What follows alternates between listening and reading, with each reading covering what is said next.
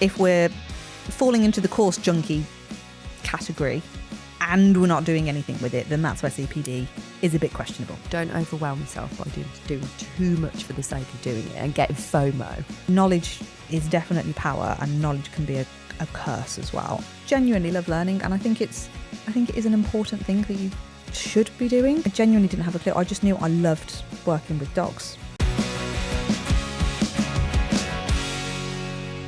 Hey, Moorcraft. Is this how we're starting everyone now? I was just going to launch straight in, but you need like a start, middle and end, don't you? I like a clear starting point, yeah. Okay.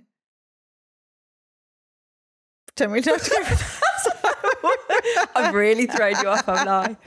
Yeah. What's the themage? I think that we should talk about CPD. CPD. For some reason, there are some listeners of this podcast that think we don't like CPD. Don't know where they've got that idea from, but that is not true. No. I mean, in all fairness, we may have made a comment before, but it was out of love and just going, actually, CPD's great. However, if we're falling into the course junkie category and we're not doing anything with it, then that's where CPD is a bit questionable. Yes. In our opinion. Anyway. But actually, we want to define the importance of CPD in the right context today. I'll put it this way. I am a massive CPD junkie. I fucking love doing all of the dog knowledge courses. I've done a lot of the dog knowledge courses. What have I done? I did Sarah Whitehead's practical 2-day thing. I did her mentorship for a year. I did IMDT 2 or 4 day. I can't remember which one now. I've done Shikashi's Aggression in Dogs, Kim Brophy's Legs, dog training college certification for there to be a qualified dog trainer. What else did I do? Absolute Dogs, pro dog trainer. I've done a lot. You have done a lot. There's probably a lot more. That is a good resume. And of CPD course, there. My level 6 degree. Hello, 3 years, full time. How could we forget? Earl. Mm-hmm. How could we forget that? Not Verl. Earl. Not virtual, in real life. Yes, you have done an array of different things there, haven't you? Yeah. I can't believe I'm going to say these words out loud, but I do actually sometimes get the temptation to do my masters. Oh God, don't do that. I know.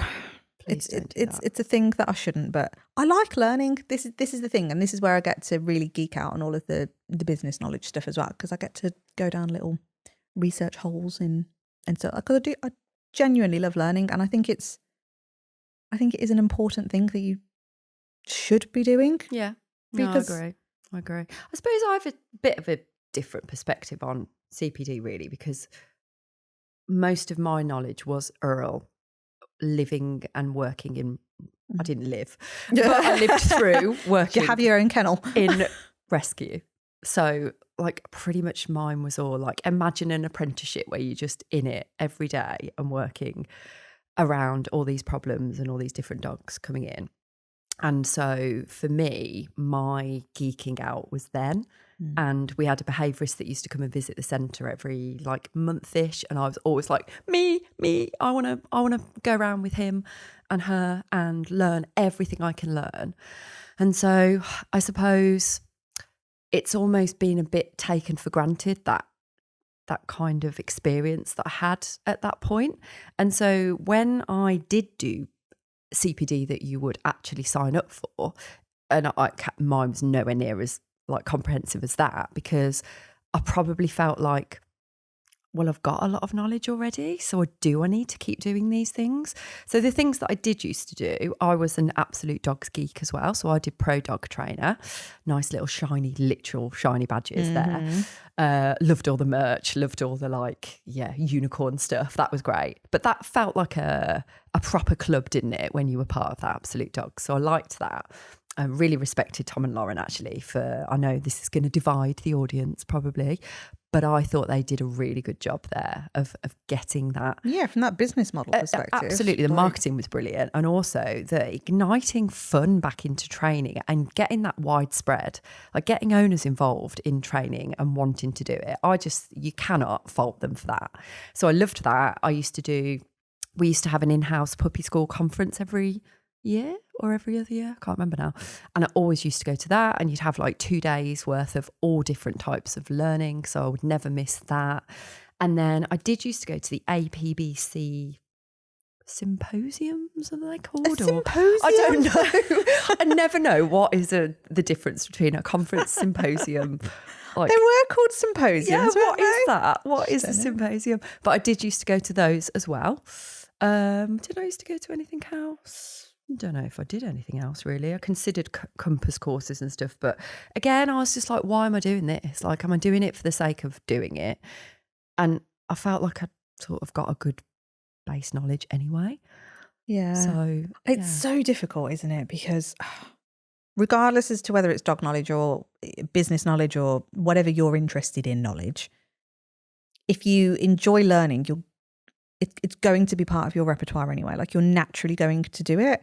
It's like, I know we both love learning. We're both always listening to podcasts and audiobooks, and it's still an element of CPD. And I think it is incredibly important to have an awareness of everything that's out there. And certainly in the dog world, and maybe this is a whole other conversation, I think this is where, in my opinion, and I can only speak on my behalf, but I think this is, for me, where I had a lot of that imposter syndrome bit coming through, because I was a self-taught dog trainer. I was a virile dog trainer because I was learning everything virtually. I was learning it through online courses. And yes, okay, you could take videos and you could send them in and you could get the feedback on them. And yes, I did an in-person mentorship with Sarah, but the hands-on training bit was very small parts of it. Like, it was a weekend here and there. Even the IMDT, the 2-day and the 4-day, it's 2 days or 4 days out of an entire year. And then everything else is just what you're learning. And the more you consume, I think it's more dangerous. Yep. It's good, don't get me wrong. Like, I love consuming all of this, but Jesus, like, knowledge is definitely power, and knowledge can be a curse as well. And for me, I think this is absolutely where that imposter syndrome bit came in, because I was consuming that much and I knew so much, but I didn't have the hands-on practicality skills. So I felt 100% confident in going out to a client because I knew I definitely knew more than them. But if you then asked me to, I don't know, be that exact same person that I was in a client setting next to another dog trainer, not a million years I'd do it. I'd be like, no, I'm not good enough. I don't know what I'm doing. And you heard me say this to you several times, like, I'm not good enough dog trainer for that. Yeah. And I genuinely think that's where it comes down from, because all the experiences I've had have been self-learned, essentially. Like, it's me going out. It was me putting myself in situations where I probably shouldn't have in those early days, but I feel like so many people could relate to this, that you go out and you've done some form of learning, and then it's a case of, right, okay, I need to go and test these skills out now. So maybe this is where you're asking for fuel money instead of an actual investment in your service, just so you can go out and test it. I did this when I did nails as well. It's like £10 for your nails, so I can basically use you as a guinea pig. Just pay for the products, essentially. But you go out and then you try and do all of these things, and then that didn't work, and then I'd go home and I'd buy a book on that specific thing that I was struggling with, and I'd consume the book, and then next time I went out, I'd make sure I'd read the chapter that I needed to specifically for that thing. And it was lots of, honestly, like, my library at home was just full of, I had a coffee table next to my bed, which wasn't actually a coffee table. It was a stack of dog books. It was that high that I just used it to put, like, my mug on. Wow. Because I just consume dog knowledge all the time. It is an interesting. So actually, when you were talking, I was thinking then of more CPD was popping into my brain, because like if I look back at my origins of working in rescue, and that purpose bit for me was so strong to go in with puppies because I wanted to do that preventative bit, right? So that was something that I never had, because if you think about it, I was literally presented with every kind of behaviour problem you can ever imagine, right, in rescue. So I could have took my pick, could have worked with reactive dogs, I could have worked, like there's all these different types of behaviour I could have specialised in. And for me, it was like a no-brainer thing. I didn't need to think about it. I was like, I want to stop these dogs ending up in here. How do I do that? I need to educate right from like the source. As soon as they get a puppy, they need the knowledge. Then at least if they end up in rescue, they're going to bounce out of rescue very quickly, be more rehomable, whatever, reduce the stress. And then it's the curse of knowledge, because that was my purpose and I had nobody around me to help me stick to that purpose. So even the organisation that I trained with, Puppy School, kind of says it on the tin, it's Puppy School. They started doing adolescent classes and older dog classes and fun class. And I was just like, that's where it comes from. So I'm surrounding myself with that.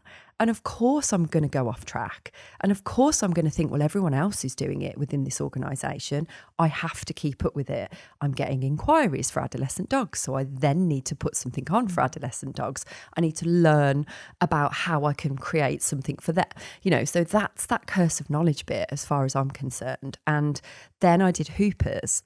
So I'm a Canine Hoopers World instructor, because I was like, oh, that would be good. And that's when it just started going further and further from that purpose. And don't get me wrong, I love doing all of those things. But had I had that ability to stay on track and go, if I'm going in with puppies, everything I need to consume and do course-wise or like absorb my knowledge with needs to be puppy related and needs to be taking me in that direction. And of course, that never happened. So it's so funny when I look back at that, because it was such a strong purpose, but it just got gradually diluted by the industry, by the people I was surrounding myself with. And it's a challenge, isn't it? It's a real challenge. And it is really hard. And I keep thinking on, now we are where we are in our lives and our careers and what we were able to do with our dog training business. It's really difficult because I kind of liken this to, when people kind of give this unsolicited advice. Oh, yeah. And I feel like we could potentially be those people. In your ears right now. It's unsolicited advice. You can always turn this off, by the way, if you don't like it. Yeah. I remember actually when I was pregnant for the first time with Clay, and oh God, everyone kept coming to me going like, oh, it's going to be like an absolute car crash for the when you first have your baby, like you're not going to be able to sleep. The sleep deprivation is absolutely horrendous. And I'm there going like, how can it be that bad? Like, I honestly don't understand, because I'm not in it. I'm in a different place completely and I'm fine. Like I've done what I can in terms of, I've given myself some time off. I've brought staff in to run the business. Like I can literally step back and just sole focus can be me and the baby. And then it hit and I was like, fucking hell, people were like, they underplayed it on how bad it was. But I didn't want to hear it at that time because I wasn't ready to hear it. It's a bit like your car. I'm still not ready to hear this. Why? Sorry, I had to shoehorn that in. You didn't have to, did you? No, but it felt like a good segue. But it is though, isn't it? It's like, oh, so like I'm very aware that we talk a lot about finding your expertise and your niche and all of that. And I'm still going to hold to that. Like it works. It works fucking brilliantly. It's a really good business model. And it really helps you combat that imposter syndrome as well, because you can go all in on it. But also I'm fully aware that we both would be a complete hypocrite if we said, that's exactly what we did. This is what you have to do. Not what we did. And I think this depends on where you're at in your journey. So there'll be some of you listening that are just starting out, like fresh-faced baby trainers like we once were many moons back, and going, maybe I do have an interest in a certain area. Maybe I am interested in puppies. Maybe you genuinely just haven't got a clue. like me, I genuinely didn't have a clue. I just knew I loved working with dogs. So I wanted to explore and do all of those things. And that's where I did take on cases that I did actually need more support with. But again, back then, and I don't really know how different it is now, but back then, there wasn't many people to go to and ask for help. I don't think mentorship was as big a thing. If it was, it wasn't very... I heard about it at all, to be honest. When I was started out, it wasn't even a thing at all. I mean, correct me if I'm wrong, if anyone can say, back in 2007, was there such a thing then? I'd never heard of it. It's more like if you knew other dog trainers, they were... So I remember actually meeting a few people from a conference. A seminar it was actually. A symposium, a seminar, a conference. An in-person seminar. And we connected, and they were literally just my go-to people. And I'd just ring them after every appointment going, can you just help me figure this out? Can you help me figure this out? But again, like there wasn't much prevalent, there. Was it? So I was, okay, which is why I would literally go like, right, where's a book on this? And I remember I started working some like reactivity and aggression cases, and I found I enjoyed it because I enjoyed the challenge of trying to figure out, what's going on here? So then, of course, all my James O'Hare books would come out, and then I don't even think Shikashio got onto my radar for quite a few years later, but because it was all book-based back then. And I would just read through it all, but... Or DVDs. Yes. Absolute Dogs used to send you all the DVDs. I've got a DVD at home as well of... what was it? It's called is it the Motivation Game or something like that? I think so. Like 20 quid for a 20-minute DVD. I was like, Yeah. what? I was expecting like a full-on thing here, and I was like, oh, it's just 20 minutes. Okay, that's fine. It cost a fortune to produce it. Yeah, Didn't yeah. The choice. Where was we going with all this? But I can't remember. Just enjoying the knowledge, I think, and actually trying to put it into practice yourself is hard. And I think we've got better as technology evolves and all of that, and there is a lot more support out there now. And I think it is important to, that's it, the hypocriticalness of it all, because I think for some people, depending on what you're like as an individual, you may need to go and play the field a little bit and literally go and go like, I don't know what my passion is. I'm relatively new into it, or I've only ever had experience with insert thing. Maybe I now want to explore and do something else. So we need to go and try it. And it's all about testing it. And I think this is where you can have fun with your business. It doesn't need to be, and I think this is where people maybe get scared of niching as well. You feel like you're kind of tied into a box, but which you can always change. Like this is something I used to really worry about, is whatever decision I make in my business, it's set for life. That's what I used to think. Like, okay, do I really want to do this thing? Because if I do, that means changing everything. And it's like, now I look back, I'm like, why did I think like that? I can literally put anything on and take it away as I please, as I see fit, as I decide to. And in my mind, I was literally like bound by the business police. Like, I don't know. I don't know where that came from, or the dog training police of like, you make a decision to do a new thing, you have to stick at it. If you don't like it, you're stuck with it. Like, strange, isn't it, where that thought process comes from? yeah. Maybe it's just me, but... No, but like, it all comes from somewhere, doesn't it? Who knows where, but... And I think that's the other thing. When I met you kept saying like testing and trying, and if you don't like it, change. And I'm like, can you do that? I think I remember like saying that, and you were like, yeah. I was like, oh, okay. And I remember your response to my response being like, almost like, why do you think you can't do that? But again, people with such set mindsets around me, and it's a particular way of doing something, and it's very rigid, and it's not flexible, it's not creative. Like, oh, okay, so you are allowed to do things a little bit differently, and you can think outside the box. Yeah. I was like, yes. Oh my God, I literally ran with it, didn't I? I was like, fucking hell, what can we do then? Do you know what? That's the case. I'd forgotten about that conversation, but I remember it. It's coming back to me. You opened up like a whole, it's like Pandora's box, like probably a bad thing for Joe, really. But I was like, oh my God, we could do that. And you're like, all right, calm down now, because you can do all these different things. But like, it really opened up that possibility thinking for me, which it'd been suppressed. Like, it was always there, but I just didn't know that you were allowed to do it and you were allowed to try something and ditch it if you didn't want to do it anymore. And it was okay, and nobody would judge you. I think that was the other thing, is like, if I choose to pull something, if I choose to stop doing something, what's everyone going to think? How is it going to be perceived?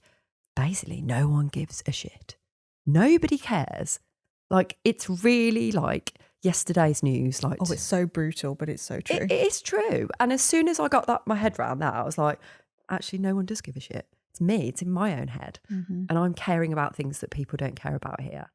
And it was really freeing. Like, I remember that whole like process, like quite cathartic, quite like, I don't know, just felt, like a massive weight had been lifted off my shoulders. If you're not watching this on YouTube, by the way, you should, because she's getting very animated. I am. You look like you're feeling free all over again. Oh my God. Yes, I am. Yeah, but I'd forgotten how I felt back then, but it wasn't even that long ago, really. But it's scary, isn't it? Yeah. Oh, it's really scary. Feels like a lifetime ago, but it was a very freeing experience. So, and I see the same in our clients sometimes, having that conversation with them, and they're like, "Oh, what? Really? I can do it." I'm like, yes, I used to think like this. I used to think like this, and it's nobody's fault. It's nobody's fault. It's just the way it's gone. It's just the way it's landed. It's just happened. And I think when you do start to figure out yourself more, and you figure out what you like and what you don't like, and I think this is where CPD can become really purposeful, because again, I think especially as we go down talks and conversations now about, you know, like how realistic it is that this industry is going to be regulated, I genuinely don't know. I'm all for it. I think that there is an element of stuff that needs to happen to get everybody on a level playing field. Whether or not it will happen, I don't know. And that's not me saying I don't want it to happen. I genuinely don't know. But with everything going down that route, I think we are naturally absorbing more knowledge. We are naturally wanting to make sure that we are at the top of our education game as possible. And I think the skill is having the ability to do both. Be aware of what you want your education skill level to be, and knowing how you want to utilize that in your business. Yeah. Does it fit with the strategy? Does it go with the roadmap that you've created? And Yeah. if it's far removed from it, have a rethink. Yeah. And actually, and I think this is the honest conversations that we all need to be having with ourselves, because I've definitely had it, is what am I doing all of this studying for?